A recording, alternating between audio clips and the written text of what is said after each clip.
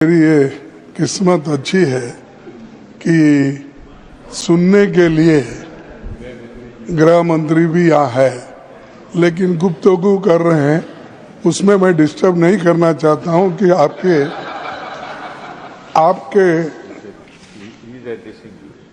No वो तो सुन रहे हैं। ऐसा रहता है, एक आंख सुनने का है, एक आंख देखने का, कान, तो वो उसमें तो सब तरफ देखते रहते हैं। नहीं तो होम मिनिस्ट्री चलाते कैसा, लोगों को ईडी में डालते कैसा, सीबीआई कैसा चलाते हैं, ये सब बहुत उसमें तो माहिर रहे हूँ। सर, मैं ज़्यादा बात नहीं करना चाहता हूँ, घंटों से आपने मेरे को जो भी 10-15 मिनट दे दी है उसमें मैं ख़त्म करता हूँ। सर, ये वक्फ बोर्ड अमेंडमेंट बिल जो है, इसके बारे में सारे देश में एक ऐसा माहौल बना है कि माइनॉरिटीज को तंग करने के लिए ये बिल लाया गया है। और ऐसा कोई बहुत से बदलाव अगर 95 के एक्ट से होते थे, 1995 के एक्ट से, तो हम मान लेते थे। जो वहाँ है इसमें डाल दिए, और जो नहीं डालना चाहिए ऐसे चीजें डाल दिए। मेरे पास तो कंपैरेटिव स्टेटमेंट है, हर अगर मैं बोलते कहूँ इस पर तो वक्त बहुत लगेगा। मैं ये 3 कॉलम बनाया हूँ कि पहले क्या था फॉर्मेशन को, अब बीच में 95 में क्या था, इन्होंने क्या बदलाव किया। ऐसे सारे चीजें आपके सामने मैं रखने की कोशिश तो नहीं करूंगा, क्योंकि टाइम कम रहने की वजह से, और बिल को पास करना भी है आपको, तो इसलिए ये जो इतने लोग अपोज कर रहे हैं, और आपको देखिए इवन पार्लियामेंट में भी जो आपने कोशिश की सबसे मिलके इसको पास कराने के लिए, लोकसभा में, तो ये बिल पास हुआ कितने में, इनके पक्ष में 288 आए और विरोध में 232 आए। ऐसा कौन सा, यानी सभी लोग इसको एक्सेप्ट किए। इसका मतलब यह है इसमें कमियां हैं, खामियां हैं। इसको आप ये देखना चाहिए। अगर हम लोग जो हम करते हैं वही सही, जिसकी लाठी उसकी भैंस अगर करते गए तो सर ये किसी के लिए ठीक नहीं होगा। और दूसरी बात ये है कि ये वक्त एक डोनेशन का, यानी दान का बिल है। ये कोई और तरीके से पैसे लाने के लिए या पैसे जमा करने के लिए नहीं है। ये जो दान देता है या कोई इसको डोनेट करता है, वो मुसलमान हो सकता है, क्रिश्चियन हो सकता है, हिंदू हो सकता है, सिख हो सकता है, लेकिन ये सारी चीजें ध्यान में रख के आप करने के बजाय इसको आपने अलग तरीके से इसको देखकर जो माइनॉरिटीज के हकूक है उस हकूक को छीनने की कोशिश एक तरफ की है, और दूसरी तरफ अभी कई वक्ताओं ने उधर से जो भी बोलते हैं पसमिंदा उनको और महिलाओं को ठीक करने के लिए, भाई ठीक है, लेकिन मैं आपका ये क्वेश्चन का आपने आंसर दिया है, यानी आपके डिपार्टमेंट, माइनॉरिटीज के डिपार्टमेंट को आपने कितने पैसे अलॉटमेंट किया माइनॉरिटीज के लिए और कितना खर्च किया, और ये इसके आधार पर अगर मैं कहूं और रखूं आपके पास, आपको भी ताजुब होगा। सर, एक 18,274 रुपए 74 करोड़ रुपए इन्होंने अलोकेशन किया 5 साल, जिसमें 3,574 करोड़ खर्च नहीं हुए। ये इनका गरीबों के वास्ते जो उनका जो सोच है इससे मालूम होता है। और उसमें और भी बजट कम करते करते करते गए। 1920 में 4,700 और 2020 में 2019 हाँ 2019-20 तो उसमें इन्होंने 4,700 करोड़ रखा था, वो भी खर्च नहीं करे। 194 करोड़ उसमें बाकी रखे। 2021 में 4,005 तो उसमें भी फिर अनस्पेंट मनी 6 करोड़। 21-22 में 4,346 में 21 करोड़ बाकी अनस्पेंट। 22-23 में 2,612 फिर 1,775 अनस्पेंट। फिर 23-24 में 2,608 और अनस्पेंट 1,576। टोटल 18,274 में 3,574 अनस्पेंट मनी। एक तो 4,700 से घटाते घटाते अब 2,608 करोड़ पे आए। क्या यही है आपका? माइनॉरिटी के साथ, गरीबों के साथ हम भलाई करेंगे? क्या भलाई? एक तरफ बजट काट रहे हो, दूसरे तरफ 250 बजट को आप खर्च नहीं कर रहे। तो ये दर्शाता है कि आप माइनॉरिटी इकोनॉमिकली डेवलपमेंट करने के लिए या उनको एजुकेशन या हर तरीके की सहूलत देने के लिए आप तैयार नहीं हैं, इससे ये मालूम होता है।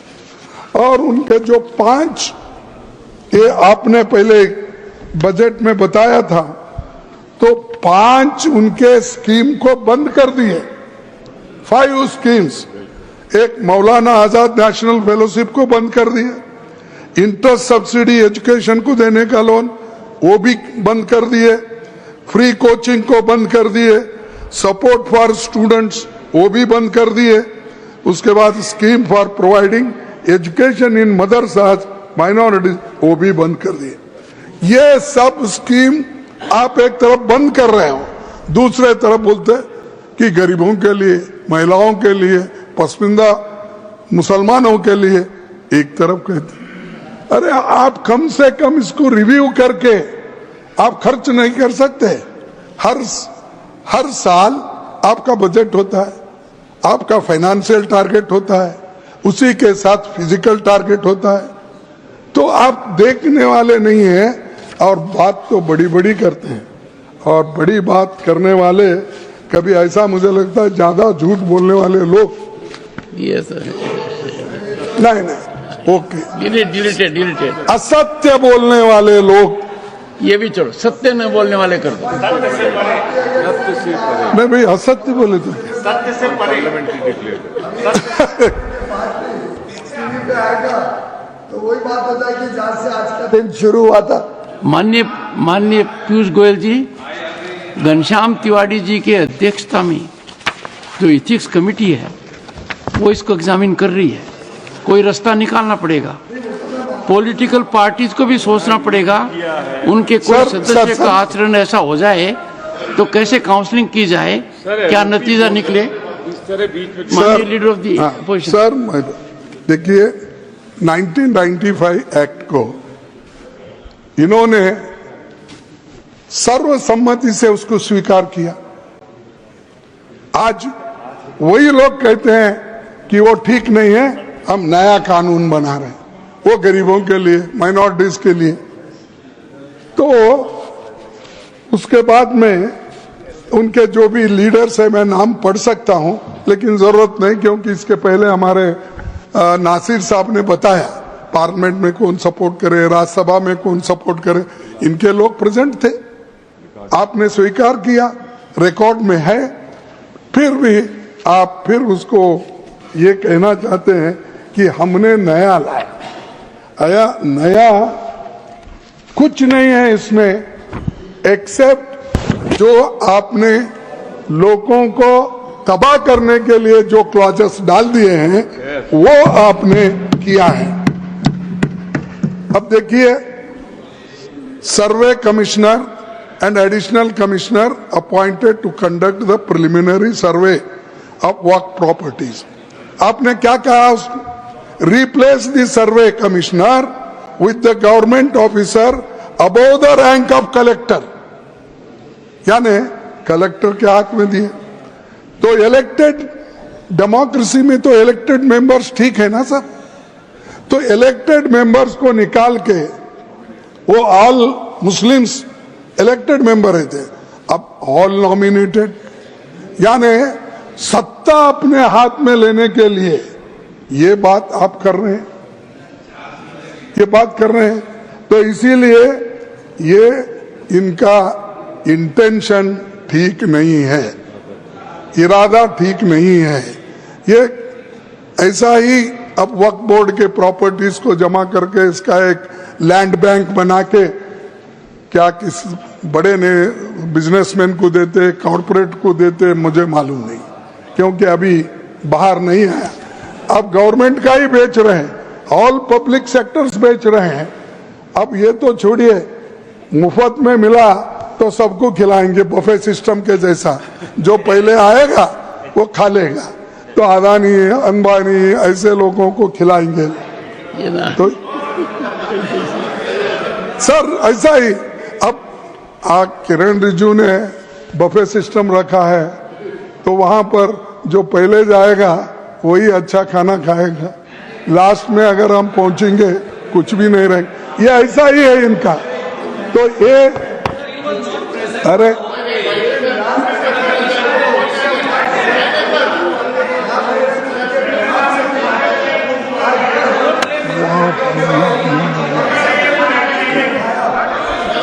से सबने खिलाया, उसके बाद ये सुन के बड़ा दुख होता है सर। एलओपी अगर बोल रहे हैं तो सर इस तरह बीच में डिस्टर्ब करना ठीक है sir.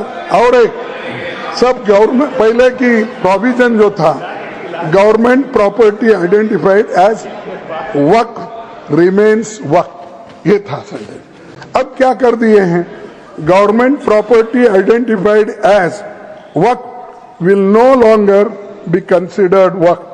The district collector will determine ownership in case of uncertainty and update revenue records who reports to the state. ये कैसा करेगा साहब कलेक्टर? क्योंकि वो रेवेन्यू, ऑल रेवेन्यू लैंड्स उनके हाथ में रहते हैं, और वही अगर वहां पर बैठे इस पे न्याय करने के लिए, नेचुरली कलेक्टर अपने फेवर में करेगा, ना कि वक्फ बोर्ड के फेवर में करेगा। तो इसीलिए इसको देखना चाहिए, जो जजमेंट देने वाला है और वो खुद ही पार्टी है। ये सारी चीजें इसमें है। और दूसरी बात, पहले एमपीज, फॉर्मर जजेस and eminent persons appointed to the central Waqf council must be Muslim. अब क्या किया आप, एमपीज, फॉर्मर जजेस and eminent persons appointed to the central Waqf council need not be Muslims and 2 members must be non Muslim. क्यों non Muslims को इसमें ला रहे हैं? क्या नहीं साहब, मैं पूछता हूं, तिरुपति में जो वहां पर ट्रस्ट है उसमें आप किसी मुस्लिम को डालते हैं? या राम मंदिर का ट्रस्ट है, क्या उसमें किसी मुस्लिम को डालते हैं? मुस्लिम तो छोड़ो, मैं हिंदू हूं, मेरे जैसे दलित समाज के लोगों को भी उस ट्रस्टी में नहीं रखते हैं आप। किसी भी इतने मंदिर, इतने ये है, किसी में भी शेड्यूल कास्ट लोगों के लिए नहीं। इसीलिए तो मैं स्पेशल लिख के आपसे मांग, मैं ज्यादा कुछ नहीं बोलता, और 5 मिनट 2 मिनट बोल लूंगा, खत्म कर। तो क्या, अरे भाई सर ये देखो, ये लखनऊ के हैं और इनके सब नेबर्स मुस्लिम है, कम से कम प्रोटेक्ट करना चाहिए, तो प्रोटेक्ट करना चाहिए। तो सर तहजीब का सबसे बड़ा वो रहता है सर ये, और अब क्या कर दिए कि मुसलमानों को निकाल दिए, नॉन मुस्लिम्स को डाल रहे। क्या यही चीज हिंदुओं के लिए करते हैं? क्या यही चीज सिखों के लिए करते हैं, जैन्स के लिए करते हैं? ये बुद्धिस्ट में आज वो डिवाइड कर दिए। अरे हर जगह की जो जिस फेथ में विश्वास रखते हैं उस फेथ के लोगों को ही वहां मेंबर बनाया जाता है। तो वहां पर क्यों बुद्ध गया में आज झगड़ा चल रहा है, और बुद्ध गया में वो बौद्धिस्ट लोगों को आप वापस दो, ये कहना दुनिया के लोगों का है, सिर्फ इस देश के लोगों का नहीं है। Japan, China, Cambodia, Thailand, Myanmar, Sri Lanka, ये सब बोलते हैं। तो वहां पर आप न्याय नहीं देते, सब दूसरे तरफ आप घुस रहे हो हर चीज में, और मुसलमानों को तंग करने के लिए हर चीज में आप हाथ डाल रहे हैं। और तीसरी चीज मैं आपसे कहना चाहता हूं, ये उमन एटलीस्ट 2 पहले ही थे, अब आपने कौन सी ऐसी बहादुरी की या कौन सा ऐसा किया कि इसमें महिलाओं को हम 2 डालें? लेकिन वो भी क्या है, actual number of non Muslim members could be significantly higher, potentially even forming the majority. तो ये चीजें जो कर रहे हैं ये अच्छी नहीं है, इससे झगड़ा नहीं, इसमें देश में झगड़ा होता है, ये झगड़े की आप बीज डाल रहे हैं। अगर आप दबाने की कोशिश करो मुसलमानों को, ये नहीं होता साहब। आप मिट्टी में उनको दबाने की कोशिश करेंगे तो कभी वो बीज है, थैंक यू मिट्टी से फिर उठते हैं, थैंक यू सर, फिर ग्रो होते हैं, फिर आपको ही ये सुलझाना पड़ता है। और मैं अपने होम मिनिस्टर से अपील करूंगा कि आप इसको विड्रॉ कर लिए, आप प्रेस्टीज इश्यू मत बनाओ। अगर गलतियां हैं तो सुधारने में क्या है, अगर ठीक नहीं है तो सही करने में क्या है। हमने इस देश का कानून बहुत दफा, इस देश का संविधान में अमेंडमेंट लाए बहुत से, तो ये करना, विड्रॉ करना ठीक है। मुसलमानों के लिए ये अच्छा नहीं है और कॉन्स्टिट्यूशन के खिलाफ है। कॉन्स्टिट्यूशन को सबको आजादी दी है, इसके बावजूद फ्रीडम ऑफ एक्सप्रेस नहीं है, फ्रीडम ऑफ प्रॉपर्टी नहीं है, दान दिए सो रख ले नहीं सकते। ये चीजें करना ये समाज के लिए ठीक नहीं। और जो शांति और सौहार्दता इस देश में है उसको आप कायम रखने की कोशिश करो, उसको छेड़ने की कोशिश मत। सर 1 मिनट लास्ट, इतना बोल के खत्म कर देता। मैं एक शायरी सुना, कभी तो लिख लो। नजर नहीं है नजारों की बात करते हैं, नजर नहीं है नजरों की बात करते हैं। हाँ, नजर नहीं है नजारों की बात करते हैं, जमी पे चांद सितारों की बात करते हैं। वो हाथ जोड़कर बस्ती को लूटने वाले, वो हाथ जोड़कर बस्ती को लूटने वाले भरी सभा में सुधारों की बात करते हैं। श्री संजय कुमार बड़ा झा। हसीन है सब, पूरा बोल। अच्छा पूरा नहीं गया? हाँ, बड़ा, ये शेर पूरा होने दो। वो हाथ जोड़कर बस्ती को लूटने वाले भरी सभा में सुधारों की बात करते हैं। बड़ा हसीन है उनकी जुबान की जादू, लगा के आग बाहरों की बात करते हैं। और मिली कमान तो अटकी नजर खजाने पे, जमीन पे लगी। मिली कमान तो अटकी नजर खजाने पर, नदी सुखा के किनारों की बात करते हैं, नदी सुखा कर किनारों की बात करते हैं। वही गरीब बनाते हैं आम लोगों को, वही नसीब के मारों की बात करते हैं। तो इसलिए कहता हूँ श्री कम से कम अब तो संजय कुमार झा, अब नहीं, अब तो शाह साहब सुनने के बाद तो कम से कम वापिस लो, कोशिश करो।